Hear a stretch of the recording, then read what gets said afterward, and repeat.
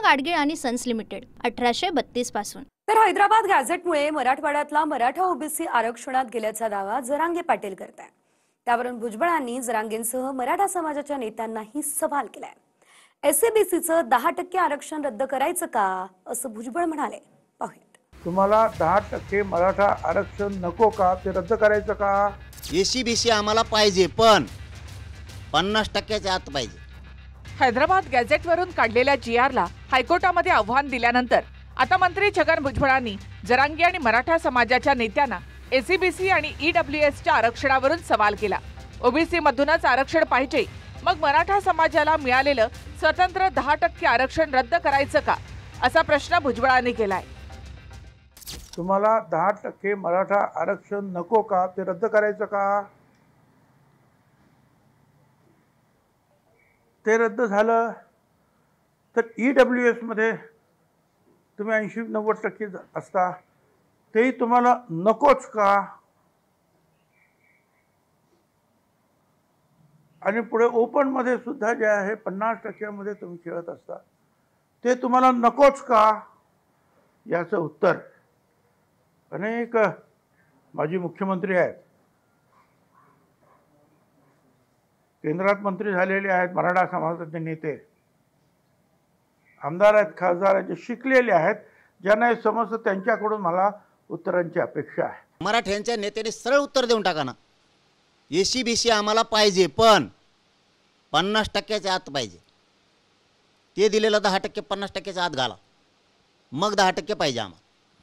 पण ते 50%च्या वर गेलं की ते उडतंय, उद्या पोरांचं वाटोळ होणार आहे। 10% आरक्षण घेऊ, मग मागास सिद्ध झालं। कायदा काय सांगतो, मागासवर्ग आयोग काय सांगतो, जी जात मागास सिद्ध झाली तिला 50%च्या आत घ्या, असं कायदा सांगतो। मग नेत्यांनी सांगायचं 10% आरक्षण एससीबीसीचं पाहिजे, पण 50%च्या आत ओबीसी आरक्षणात घ्या। कायदा स्पष्ट आहे।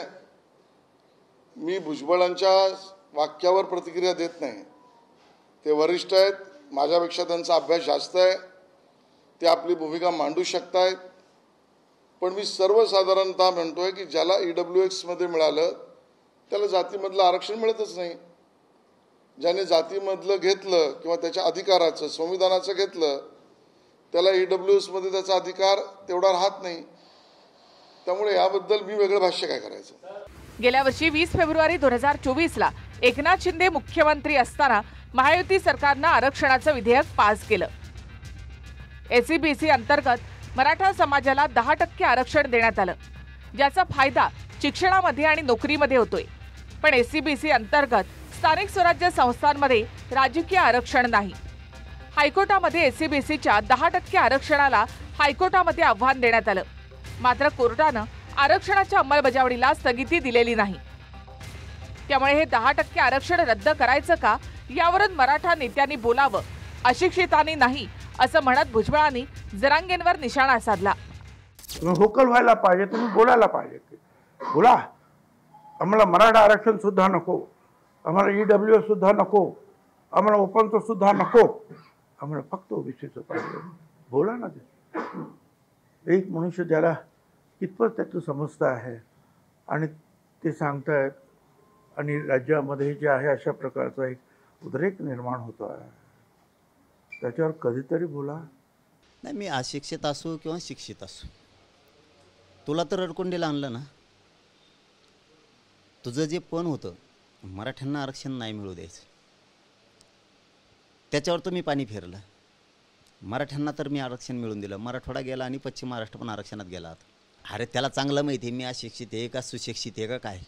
हां, त्याला फार मेटाकोटीला आणलं आहे, त्याला चांगला माहिती आहे। जे आर काढला आहे त्याला आणखीन सुधारणा गई, पागल झालं, त्याला गोळ्या खायची वेळ आली, आणखीन बधीर झालं ते।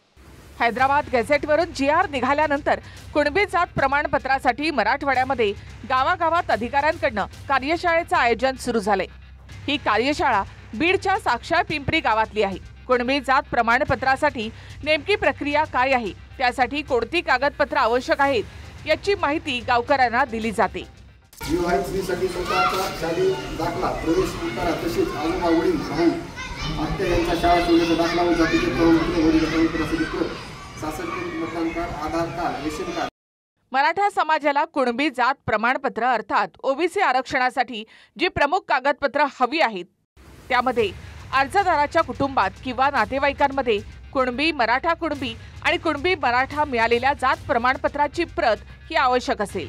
म्हणजेच अर्जदाराचे वडील, आजोबा, सख्खे भाऊ, सख्खी बहीण, सख्खे काका, सख्खी आत्या यांचा शाळा सोडल्याचा दाखला आणि जात प्रमाणपत्र आणि जात वैधता प्रमाणपत्राची प्रत हे मुख्य कागदपत्र आहेत. निवृत्त न्यायमूर्ती शिंदे समितीने महाराष्ट्रभरामध्ये 58 लाख नोंदी शोधल्यात, ज्यामध्ये मराठवाड्यातील 48,000 नोंदी आहेत.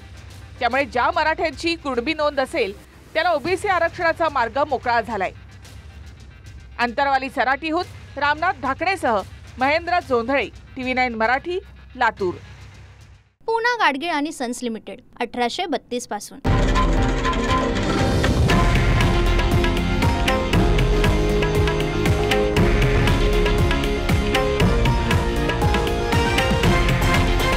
हे आहे देशातील नंबर 1 न्यूज नेटवर्क आणि आपण पाहत आहात TV9 मराठी, एकमेव.